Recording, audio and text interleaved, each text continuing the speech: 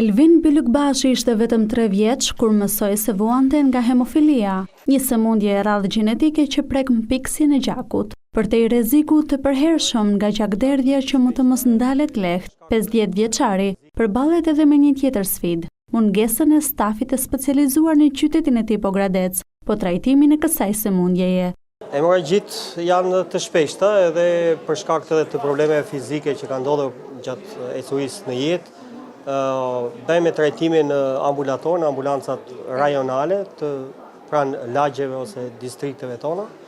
Po ka dhe vështirësinë atë se në mungesën e stafit, qoftë të infermierëve, qoftë edhe në kualifikimin e tyre. Por sfidat e tij nuk ndalen vetëm te shëndeti. Ai përballet edhe me vështirësi sociale si papunësia. Pavarësisht njohurive në gjuhët e huaja dhe aftësive kompjuterike, ai gjendet jashtë tregut të punës. Përveç njohurive të 2 gjuhëve të huaja, anglisht edhe gjermanisht, gjithashtu edhe njohuritë e mira kompjuterike, edhe në programe të ndryshme të kompjuterit, që më parë kam punuar në disa televizione, vitën parë edhe në Tiranë, por tani jam Pogradec dhe kjo nuk më ofrohet, pavarësisht trajnime dhe kualifikime që kam në disa programe kompjuterike, por ashtu edhe në gjuhë të huaja.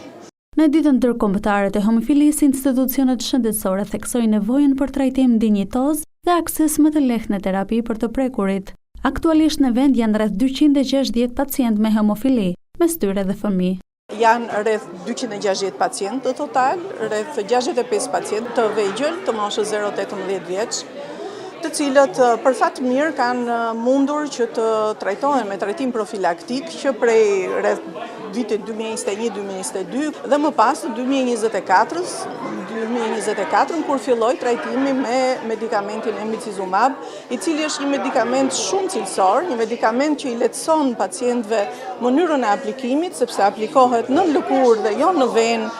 Por këto medikamente nuk janë të mjaftueshme për të gjithë pacientët që kanë nevojë. Për këtë medikament ne aktualisht trajtojmë 15 pacientë të vegjël, të cilët kanë format e rënda dhe që kanë zhvilluar ato që quhen inhibitor apo antitrupat kundër medikamentit me cilin ne i trajtonim, kështu që ne i trajtonim me faktor zëvendësues dhe efekti i faktorit nuk ishte aq cilësor dhe prandaj duhej patjetër që të kalonim tek ky medikament i ri.